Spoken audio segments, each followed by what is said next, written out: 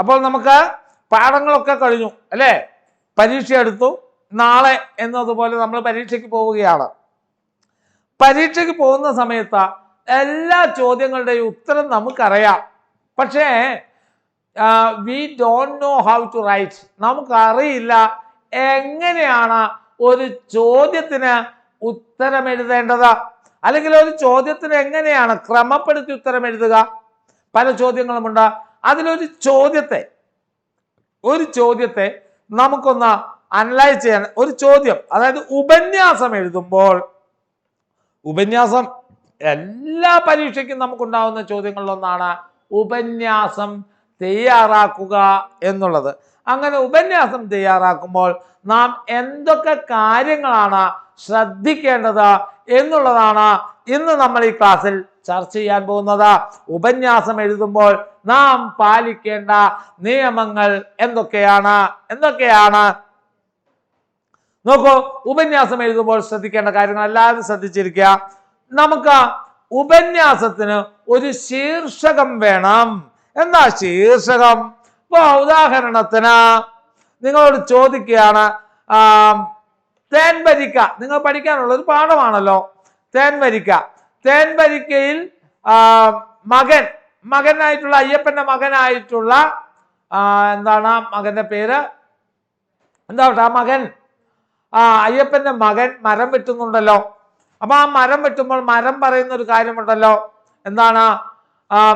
മരം വെട്ടിക്കഴിഞ്ഞാൽ പ്രകൃതിയിൽ പല മാറ്റങ്ങളും ഉണ്ടാവും, അതിനൊന്നും ഞങ്ങൾ ഉത്തരവാദികളല്ല എന്ന് പറയുന്നൊരു ഭാഗമുണ്ടല്ലോ. അത് തന്നിട്ട് തേൻവരിക്ക മുന്നോട്ട് വെക്കുന്ന പ്രകൃതി കാര്യങ്ങൾ എന്തൊക്കെയാണ്? ഇവ വിശകലനം ചെയ്തുകൊണ്ട് പ്രകൃതി എന്ന സമ്പത്ത് എന്ന വിഷയത്തിൽ ഉപന്യാസം തയ്യാറാക്കുക. അങ്ങനെയാണെങ്കിൽ ഒന്നുമില്ല, ഉപന്യാസത്തിനുള്ള ശീർഷകവും അവർ തന്നിരിക്കും. ആ ശീർഷകം എന്താണ്? ഞാൻ ഉദാഹരണത്തിന്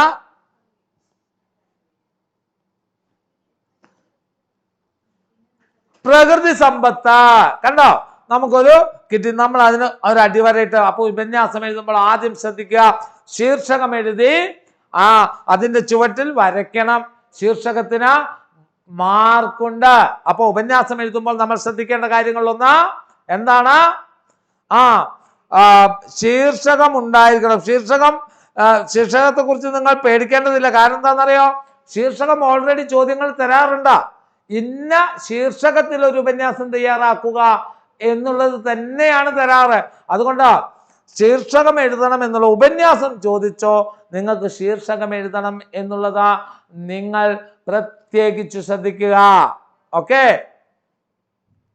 ഇനി ആമുഖം. ഉദാഹരണത്തിന് ഞാൻ ഈ പറഞ്ഞത് തന്നെ പ്രകൃതി സമ്പത്ത് എന്നുള്ള തേൻവരിക്കയുമായി ബന്ധപ്പെട്ടുകൊണ്ടാണെങ്കിൽ നമുക്കൊരു ആമുഖം വേണ്ടേ? എന്നാ ഇൻട്രൊഡക്ഷൻ. ആമുഖം എങ്ങനെ എഴുതാം? നാരായൺ എഴുതിയ തേൻവരിക്ക എന്ന കഥയിലെ പ്രധാന കഥാപാത്രമാണ് അയ്യപ്പൻ. മരങ്ങളെയും പ്രകൃതിയെയും സ്നേഹിക്കുന്ന, മണ്ണിന്റെ മണം തിരിച്ചറിയുന്ന, പ്രകൃതി വിഭവങ്ങൾ ഭക്ഷണമാക്കുന്ന ഒരു കഥാപാത്രമാണ്. ആ കുടുംബത്തിന്റെ ആ കഥാപാത്രം ആ വീടിന്റെ മുന്നിൽ വളരുന്ന പ്ലാവിനെ സ്വന്തം മകനായി തന്നെയാണ് കാണുന്നത്. അപ്പൊ നമുക്ക് എന്തായി? ആമുഖം ലഭിച്ചു. അങ്ങനെ കഥയെ കുറിക്കുന്ന ഒരാമുഖം ഉണ്ടായിരിക്കണം. അതാണ് ഉപന്യാസം എഴുതുമ്പോൾ നമ്മൾ ശ്രദ്ധിക്കേണ്ട കാര്യം. ആമുഖം ഉണ്ടായിരിക്കണം. ഇനിയോ ഖണ്ഡികയാക്കണം. എന്താ ഖണ്ഡികയാക്കുക? പാരഗ്രാഫ് തിരിക്കുക. പാരഗ്രാഫ് ആമുഖം എഴുതിയ അടുത്ത ആശയമാണ് നിങ്ങൾ എഴുതേണ്ടത്. അത് അടുത്ത പാരഗ്രാഫിൽ എഴുതണം. ഖണ്ഡികാകരണം എന്നാണ് ഇതിന് പറയാ. പാരഗ്രാഫ് തിരിച്ചെഴുതുക. അപ്പോൾ എങ്ങനെ നമുക്ക് പാരഗ്രാഫ് തിരിച്ചെഴുതാൻ പറ്റും? ഒരു ഉത്തരത്തെ നമ്മൾ 3-4 പോയിന്റുകളാക്കുക, ചിലപ്പോൾ 5-6-7 പോയിന്റുകളാക്കുക. അങ്ങനെ പോയിന്റുകളായി മനസ്സിൽ പഠിച്ചു വെക്കുക എന്നുള്ളതാണ് ആദ്യം ചെയ്യേണ്ടത്. എന്നിട്ട് അതിലൊരു 3 പോയിന്റിനെ ഒന്നിപ്പിച്ച് ഒരു പാരഗ്രാഫ് ആക്കുക. അങ്ങനെ വരുമ്പോൾ 3 പാരഗ്രാഫ് കിട്ടും. ആമുഖം, ആശയം, പിന്നെ കൺക്ലൂഷൻ ആയിട്ടുള്ളത്.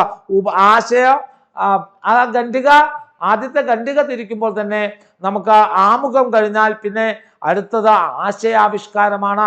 അപ്പൊ ആശയം വ്യക്തമാക്കാവുന്ന രൂപത്തിലുള്ള എന്തുണ്ടാവണം? ഖണ്ഡികകളാക്കിയാണ് നമ്മൾ തിരിക്കേണ്ടത്. ആ ഖണ്ഡിക വായിക്കുമ്പോൾ, ആ പാരഗ്രാഫ് വായിക്കുമ്പോൾ ആ പാഠഭാഗത്തെക്കുറിച്ച് കുട്ടിക്ക് കൃത്യമായ ധാരണ കിട്ടിയിട്ടുണ്ട് എന്ന് ആർക്ക് മനസ്സിലാവണം? പേപ്പർ നോക്കുന്നവന് മനസ്സിലാവണം. അപ്പോൾ ഖണ്ഡികയാക്കണം, ആശയ വ്യക്തത വരുത്തണം. അപ്പൊ ആശയ വ്യക്തത വരുത്തേണ്ടതുണ്ട്. ഇനിയാണ് ആ ഉപസംഹാരം ഉണ്ടായിരിക്കണം. എന്താണ്? കൺക്ലൂഷൻ പാർട്ട് ഉണ്ടായിരിക്കണം. എന്തായിരിക്കാം കൺക്ലൂഷൻ? എങ്ങനെയാണ് നമ്മൾ കൺക്ലൂഷൻ എഴുതുക? നോക്കൂ നിങ്ങൾ, ആദ്യത്തെ ആമുഖത്തിൽ നമ്മൾ എഴുത്തുകാരനെ കുറിച്ചും ആ എഴുത്തുകാരന്റെ പ്രത്യേകതയെക്കുറിച്ചും നാട്ടുവിഭവങ്ങൾ മലയാളിക്ക് പരിചയപ്പെടുത്തിയ എഴുത്തുകാരനാണ് നാരായൺ. അദ്ദേഹത്തിന്റെ ഏറ്റവും പ്രധാനപ്പെട്ട ഒരു കഥയുണ്ട്, പനംകുറുക്കും താളുകറിയുമാ. അല്ലേ? നിങ്ങൾ ആരെങ്കിലും കൂട്ടിയിട്ടുണ്ടോ താളുകറി? താളുകറി ചേനയുടെ തണ്ടൊക്കെ ഉപ്പേരി വെച്ചും കറി വെച്ചൊക്കെ കൂട്ടിയിട്ടുണ്ടോ മക്കളാ? ഞങ്ങളൊക്കെ ബാല്യത്തിൽ ഞങ്ങൾ ഒത്തിരി കൂട്ടിയിട്ടുണ്ട് അതാ. അപ്പൊ പനംകുറുക്ക്, പനങ്കഞ്ഞി എന്ന് കേട്ടില്ലേ നിങ്ങളാ? പനയുടെ ആ ഒരു എന്താ പറയാ, പനയുടെ ഉള്ളിലുള്ള ആ കാമ്പ് എടുത്തിട്ട് ഉണക്കി ഇടിച്ച് പൊടിച്ച് അതിൽ നിന്നും വെള്ളത്തിലിട്ട് ഊറ്റി ഉണ്ടാക്കുന്ന ഒരു സാധനമാണ് പനങ്കഞ്ഞി, പനംകുറുക്ക്. അതൊക്കെ ഒരു കാലഘട്ടത്തിന്റെ ഭക്ഷ്യവിഭവങ്ങളാണ്. നാട്ടുഭക്ഷ്യ വിഭവങ്ങൾ മലയാളിക്ക് പരിചയപ്പെടുത്തിയ എഴുത്തുകാരനാണ് നാരായൺ. അപ്പൊ ആ നാരായണനെ കുറിച്ചാണ് നിങ്ങൾ ആമുഖം എഴുതേണ്ടത്. അതുപോലെ ചോദ്യം എന്താണോ ചോദ്യം, അതിലേക്കുള്ള ഒരു ചെറിയ പ്രവേശകം കൂടി നിങ്ങൾ എന്തിൽ നടത്തണം? ആമുഖത്തിൽ നടത്തണം. മനസ്സിലായോ? പിന്നെ അടുത്ത പാരഗ്രാഫ് എന്ത് ചെയ്യണം? ആശയം എഴുതണം. തന്നിരിക്കുന്ന എന്താണോ ചോദ്യം, ആ ചോദ്യം ആവശ്യപ്പെടുന്ന ആശയമാണ് നമ്മൾ ഇതിൽ എഴുതേണ്ടത്. പിന്നെ ആശയ വ്യക്തത വരുത്തണം കേട്ടോ. എന്താണോ ചോദിച്ചിരിക്കുന്നത് അതിനെക്കുറിച്ച് കൃത്യമായ വ്യക്തത വരുത്തിക്കൊണ്ട് വേണം അവതരിപ്പിക്കാൻ. അതിനെ മുഴുവൻ ഉൾക്കൊണ്ടുകൊണ്ടും അതോടൊപ്പം തന്നെ അതിൽ എന്തെങ്കിലും സമകാലിക ചിന്തകൾ ഉണ്ടോ നോക്കുക മക്കള്. അതിലേതെങ്കിലും സമകാലിക ചിന്തകൾ ഉണ്ടെങ്കിൽ ആ സമകാലിക ചിന്തകൾ കൂട്ടിക്കൊണ്ട് അതും കൂടെ കൂട്ടിയിട്ട് വേണം നിങ്ങൾ എന്ത് ചെയ്യാൻ? ഉപസംഹാരം എഴുതാൻ. ഇത്രയുമാണ് ഒരു ഉപന്യാസം നമ്മൾ തയ്യാറാക്കുമ്പോൾ ശ്രദ്ധിക്കേണ്ട കാര്യങ്ങൾ എന്നുള്ളതാണ്. ഒന്നുകൂടെ നോക്കുക. ശീർഷകമുണ്ടാവണം. ശീർഷകത്തിന് മാർക്കുണ്ട്. ശീർഷകം ഉണ്ടാവണം എന്നുള്ളത് നിർബന്ധമാണ്. ശീർഷകമുണ്ടാവുക, ആമുഖമുണ്ടാവുക, ഖണ്ഡികയാക്കി പാരഗ്രാഫാക്കി തിരിക്കുക. ആ പാരഗ്രാഫിൽ നിങ്ങൾ എഴുതുന്ന ആശയമായിരിക്കണം. പാരഗ്രാഫ് തിരിച്ചെഴുതുമ്പോൾ എഴുതേണ്ടത് ആശയമാണ് എഴുതേണ്ടത്. ആ ആശയത്തെ നിങ്ങൾ എന്ത് ചെയ്യണം? വ്യക്തത വരുത്തിക്കൊണ്ട് അവതരിപ്പിക്കണം. പിന്നെ ചില ഉദാഹരണങ്ങളാവാം. ചില ഉദാഹരണങ്ങളെല്ലാം ചേർത്ത് വെച്ചുകൊണ്ടാണ് അങ്ങനെയുള്ള ആശയ വ്യക്തത വരുത്തേണ്ടത്. അതിനെയെല്ലാം ഉൾക്കൊണ്ടുകൊണ്ടും ആ ചോദ്യത്തിൽ ഏതെങ്കിലും വിധത്തിൽ സമകാലിക ചിന്തകൾ ഉണ്ടെങ്കിൽ അവ ചേർത്തുമാണ് നിങ്ങൾ എന്ത് എഴുതേണ്ടത്? ഉപസംഹാരം എഴുതേണ്ടത്. ഇത്രയുമാണ് ഒരു ഉപന്യാസം എഴുതുമ്പോൾ. ഉപന്യാസത്തിന് മാത്രമല്ല കേട്ടോ, തലക്കെട്ട് വേണ്ട ഒരുപാട് സംഭവമുണ്ടോ. എഡിറ്റോറിയൽ ചോദിക്കുമ്പോൾ എഡിറ്റോറിയലിന് നമ്മൾ ശീർഷകം എഴുതണം. അതേപോലെ ആസ്വാദനം ചോദിച്ചാൽ ആസ്വാദനത്തിന് നമ്മൾ എന്ത് എഴുതണം? ആസ്വാദനത്തിന് നമ്മൾ തലക്കെട്ട് എഴുതണം. ഇങ്ങനെയാണ് തലക്കെട്ട് വേണ്ടതൊക്കെ. അപ്പോൾ ഉപന്യാസം എഴുതുമ്പോൾ നമ്മൾ ശ്രദ്ധിക്കേണ്ട കാര്യങ്ങൾ ഇത്രയൊക്കെയാണ്. എല്ലാവർക്കും ഉപന്യാസം എഴുതേണ്ടത് എങ്ങനെയാണെന്ന് മനസ്സിലായോ? ഒന്നുകൂടെ നമുക്ക് പറയാം. ഉപന്യാസം എഴുതുമ്പോൾ നമ്മൾ ശ്രദ്ധിക്കേണ്ട കാര്യങ്ങൾ എന്തൊക്കെയാണ്?